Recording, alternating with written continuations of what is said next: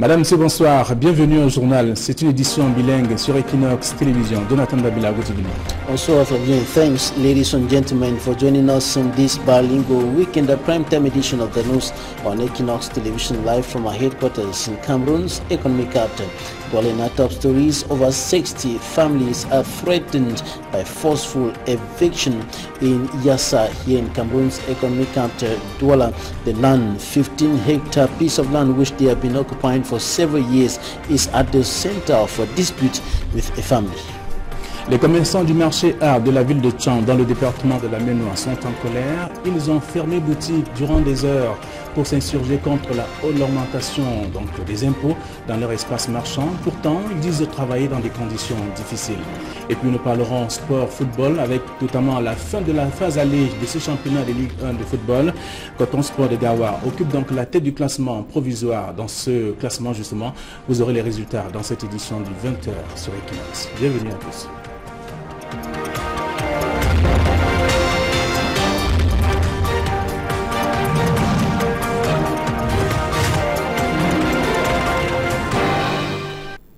Une fois de plus, bonsoir. Ouvrons cette édition par cet accident de la circulation qui a fait un mort à Douala. C'est un conducteur de mototaxi qui a perdu la vie donc ce jour, dimanche. Donc la scène s'est déroulée et s'est produite au passage à niveau de Niala. Le conducteur a entrepris donc selon des témoins une manœuvre risquée entre ce qui tient lieu, le trottoir et la chaussée. Ce sera donc le dernier geste de sa vie. Ce jeune conducteur de mototaxi va finir sa vie donc sous les roues d'un camion de transport d'une société brassicale. Je propose de suivre un témoin de la scène au micro de Ekwa Claude. Il s'agit d'une galette, un manque d'une galette, le monsieur venait avec l'embouteillage, il a donc choisi de prendre le trottoir. En voyant le trottoir, il roulait un peu plus vite, il a donc raté la galette, plus moyen d'esquiver l'entrée au niveau de la dame qui manquait. En entrant, la moto entrée et ça va projeter au boudin. Elle est revenue au boudin et c'est là le camion qui montait, monté sur lui. Il est mort sur place. Une trentaine de familles est aux abois dans la troisième, c'est dans la région du littoral, beaucoup plus dans la ville de Douala. Et là, on apprend d'ailleurs qu'elles sont d'ailleurs, ils ont observé ce dimanche un mouvement d'humeur pour s'insurger contre ce qu'ils qualifient de violence et même d'intimidation de la part d'une société, d'une autre famille aussi, qui souhaite avoir le même terrain. Et comme on parle bien entendu des titres fonciers, c'est donc le constat qui a été fait par Ekwa Claude et Oriol Tumi.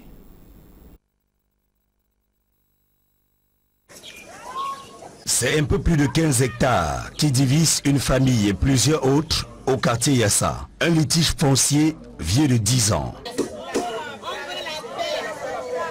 D'année en année, les positions sont restées fixes et les pouvoirs publics ont démontré leur incapacité à trancher cette affaire qui s'enlise davantage.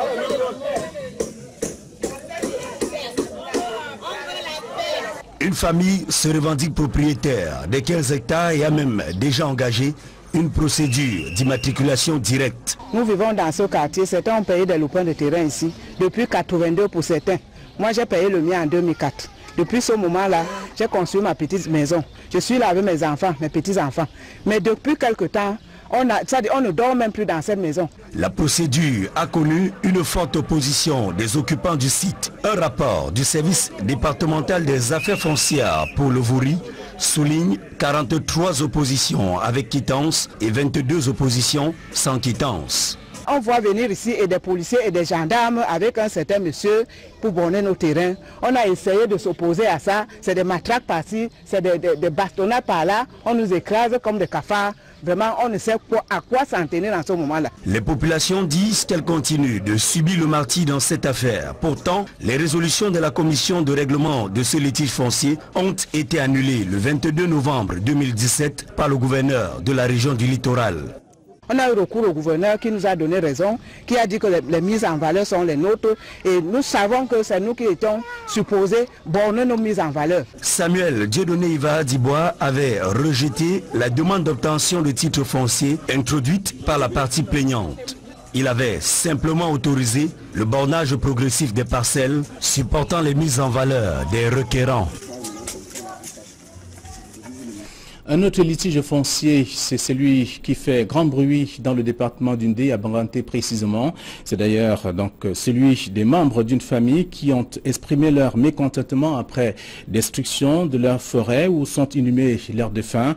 D'ailleurs, par une entreprise chinoise, les responsables de l'entreprise en question affirment avoir acquis le terrain de manière légale. Le reportage de Cyril Djemba et de Nadine Yambou. La tension reste vive au village Pentom. Nous sommes à Baganté, dans le département d'Undé, région de l'Ouest Cameroun. Cette famille aux abois a perdu le sommeil depuis des mois. Les terres qu'elle exploitait de façon paisible a changé de propriétaire. Cette famille affirme être détentrice d'un titre foncier bien différent de celui brandi par la société chinoise en activité sur le site, faisant d'elle propriétaire de l'espace Quereli. C'est que les Chinois sont venus envahir tous nos terrains là où notre père est mort. Ils ont tout envahi et détruit les maisons que nos petits-fils ont conçues. Prendre tout le terrain sans notre avis. Bien plus, elle accuse l'entreprise chinoise d'avoir profané les tombes des corps de leur famille inhumés à cet endroit. Ils ont déposé le corps de notre maman et même le corps de nos frères et de mon fils aussi. On est dépassé. Que chez nous, là où nos parents sont nés, on est dépassé. Je parle avec la lame. Et la procédure n'a pas été respectée parce que si on vient sur un terrain d'utilité publique, l'État va se rapprocher des familles pour leur dire bon, votre terrain a été réquisitionné pour l'utilité publique. Et on s'entend, même pour exhumer le corps, on doit être là. Nous ne sommes même pas informés. C'est fortuitement qu'on dit que les Chinois sont en train de prendre votre terrain, on arrive, on était en train de mettre la dernière borne là.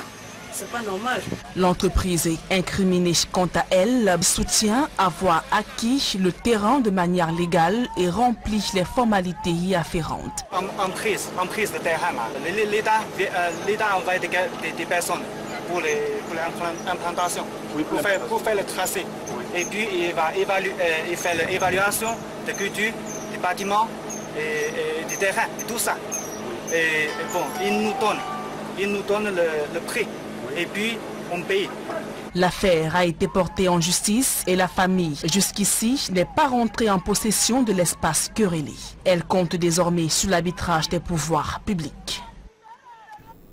Des commerçants du marché A de la ville de Tchang, dans le département de la Ménois, sont en colère. Ces derniers ont fermé boutique durant des heures pour s'insurger contre l'augmentation des impôts dans leur espace marchand. Pourtant, ils disent travailler ou vendre donc dans les conditions difficiles. Leclerc Tchakem pour plus de précisions.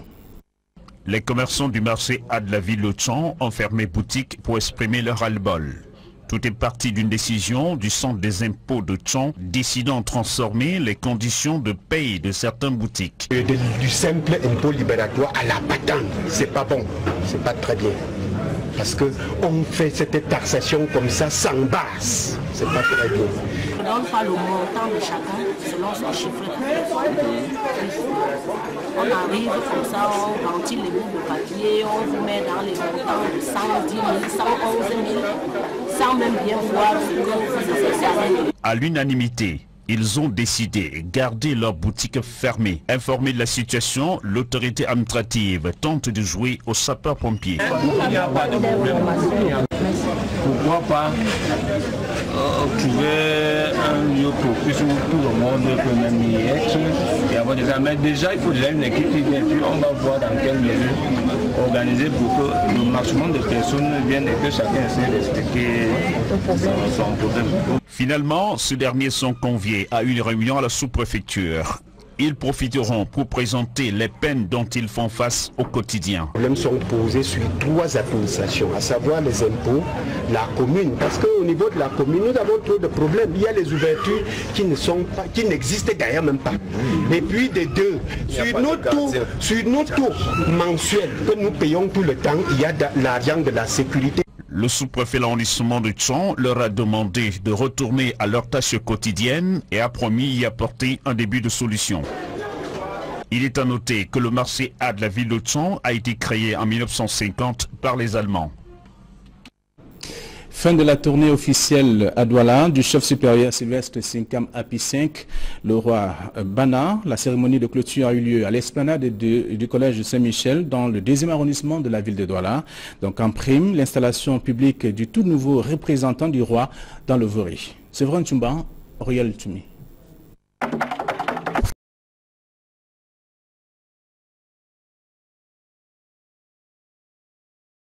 Zone de turbulence. Sa Majesté Sylvestre Sikam Api 5 à Douala venait redéfinir les règles du vivre ensemble et donner le ton de l'union dans la diversité.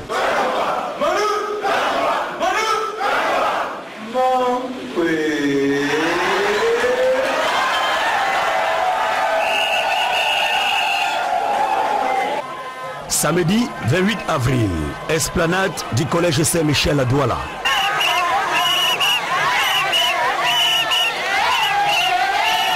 Une démonstration de force et de respect, le comité d'organisation a tout prévu à la virgule près.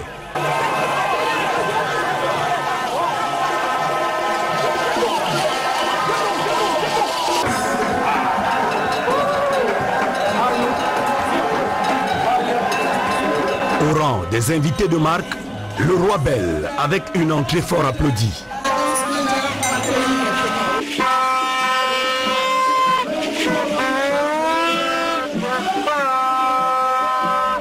La séance des allocutions a elle aussi été un des temps forts de cette cérémonie. L'empereur Ngassa Api, le ton ferme, a dessiné le tableau sombre de la fronde de certaines associations et mis en garde. De fait, je pense pour les travaux de l'élection du foyer, car la peur des factures et des éléments concrets. La communauté banale du Bouri peut voir clair sous la solution de la population de l'État, où un développement semble être organisé en chaîne, des éléments vraiment impliqués, et on fait souffrir les familles sans aucun espoir de découvrir la réforme.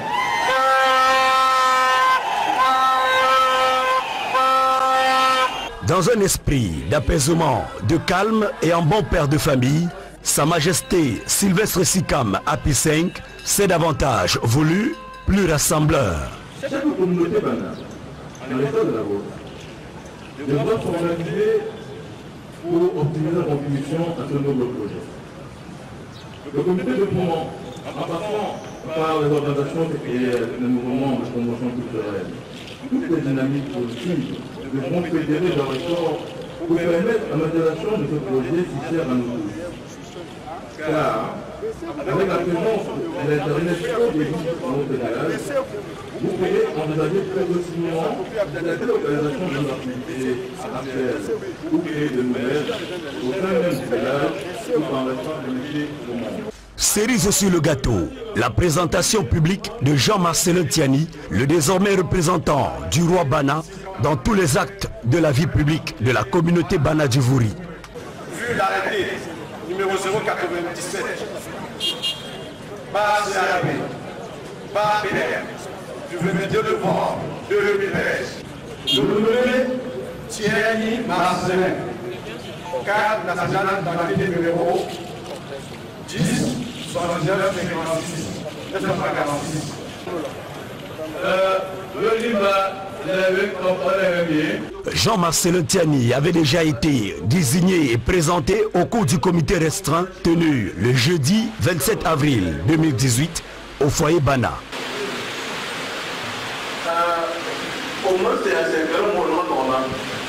C'est une lourde responsabilité que vient de me confier Sa Majesté le roi de Bana.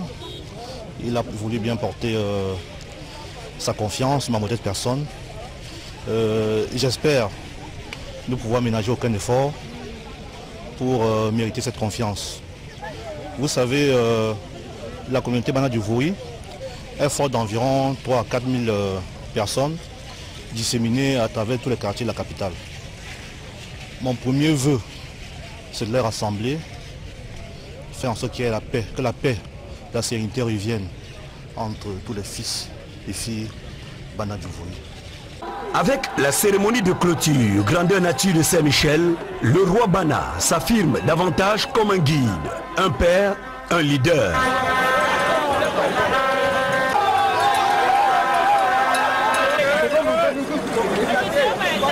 Intronisé en 2003, Sa Majesté Sylvestre Sikam, Api 5, est à sa 15e année de règne.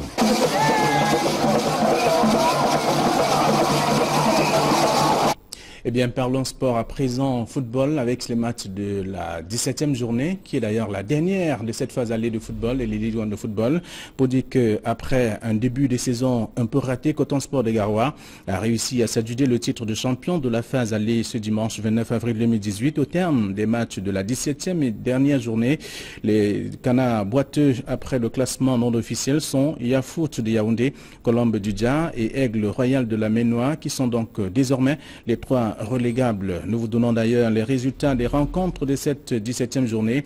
Yon Sport a battu Aigle 1-0. APGS est tombé devant Union de Douala 2-3. Et puis Dragon de Yaoundé et Coton Sport de Gawa ont fait jeu égal, 2-partout.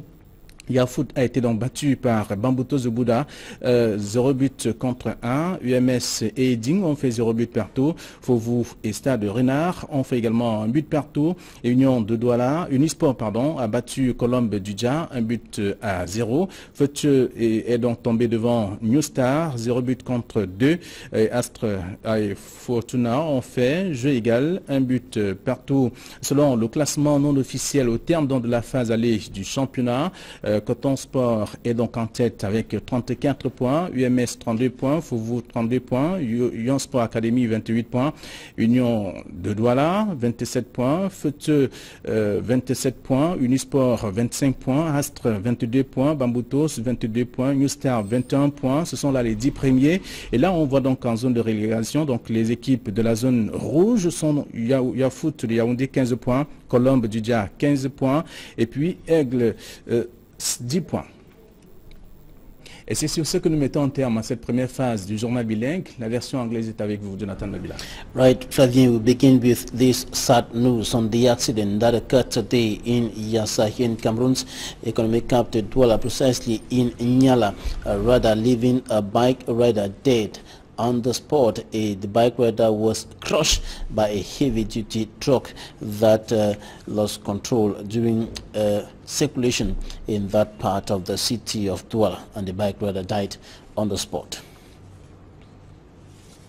In a related story, the two mortal remains of two children assaulted to death allegedly by their uncle in Konsamba in Mongo Division, Littoral region of Cameroon, have been laid to rest. A huge crowd converged on the Konsamba Regional Hospital to sympathize with the parents of the two children. Rabia Tualiu.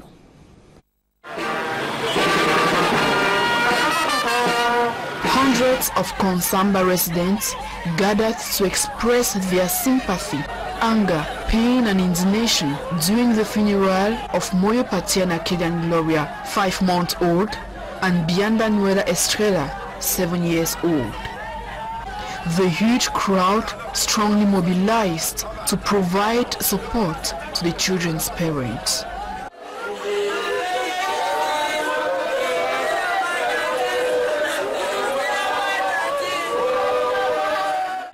The mortal remains were taken from the mortuary of Konsamba Regional Hospital to church and finally their home.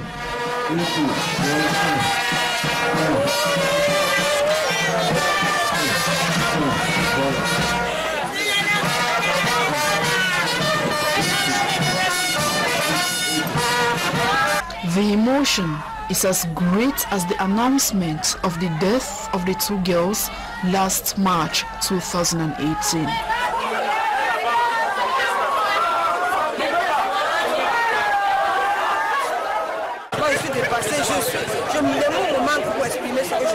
According to family members who based themselves on medical report, the two girls died after being drugged and sodomized by their uncle.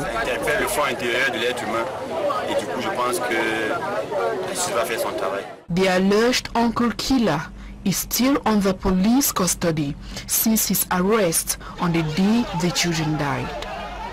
The tragic death of the two girls had upset the entire city of Konsamba, Littoral region of Cameroon.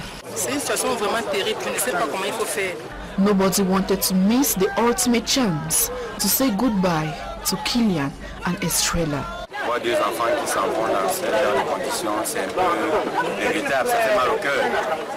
Kylian and Estrella only wanted to live a normal life like every children of their age do, but they were brutally ripped from life.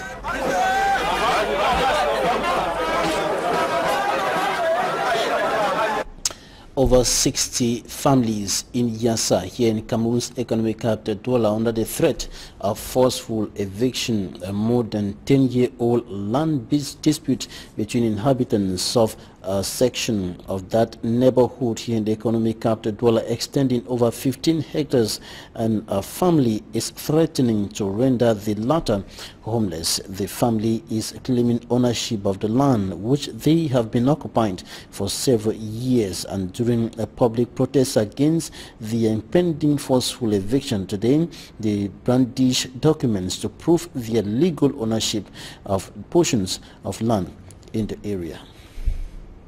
For greater details, here's an extract of what one of the disgruntled inhabitants of Yassa told Equacloud. What is really bringing us out of this quarter is because we cannot understand. We bought land here since 2000. We have been here for long. We have built houses, but just of recent, they came down here with gendarmes, colonels, to come and put new pillars on top of the pillars that we have already, claiming that the land is theirs. After we have judged the case until the government have given us a law order, considering that this land belongs to us, but then they will not allow us.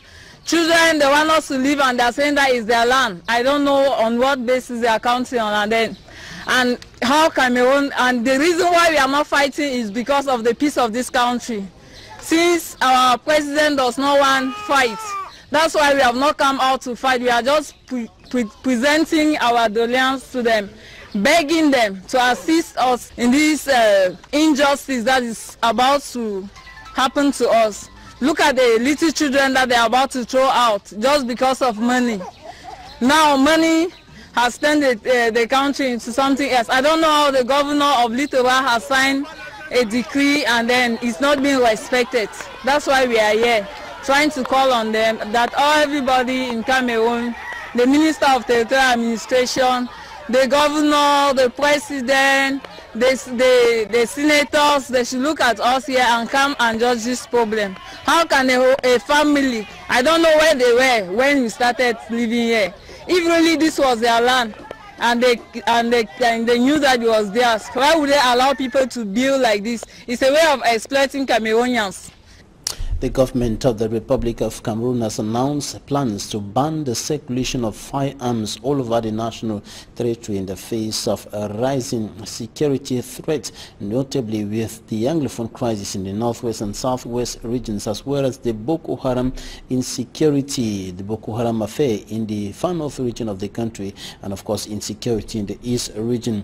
And the Minister of Territorial Administration made this information public during a meeting with traders in firearms in the nation's political capital, Yaoundé, during which the Minister of Territorial Administration, Atanganji Paul, indicated that the proliferation of firearms in the country is becoming a serious threat to peace and the country's territorial integrity, indicating that according to statistics, only 3,800 authorization of sale or for the sale of firearms have been delivered by his ministry so far, but 27,000 and even more arms are in circulation in the country, indicating that firearms are sold without the necessary precautions being taken. It should be noted that earlier the Minister of Territorial Administration, Atanganji Paul, had banned the circulation of firearms in 6 regions of the country, including the northwest, southwest, littoral, center, Adamawa, and of course the west region of the country.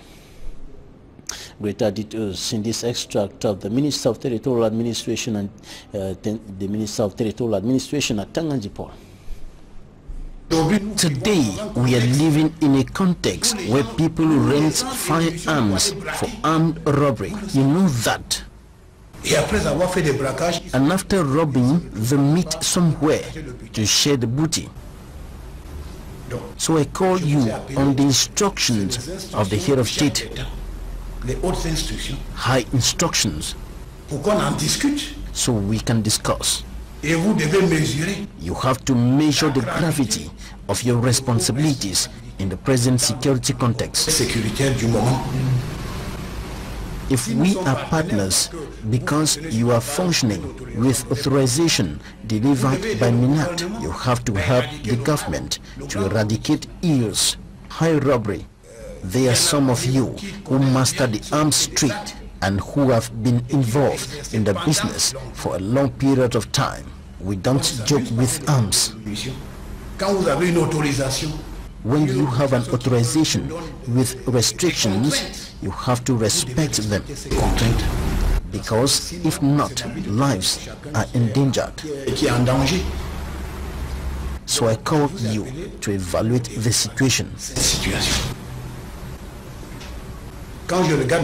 When I look at statistics, for less than 3,800 authorizations, there are more than 27,000 arms and ammunitions in circulation. Donc ça veut dire qu'on peut se présenter à un guichet.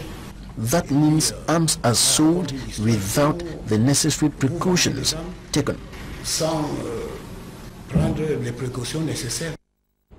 And this is where we draw the curtain on this edition of the bilingual primetime weekend edition of the news on Equinox Television. Thanks for staying with us, Fabien. Oui, bonsoir à vous, bonsoir à nos chers téléspectateurs. Le prochain rendez-vous avec l'actualité sur Equinox, c'est demain matin lorsqu'il sera 7h. Bonne soirée à tous.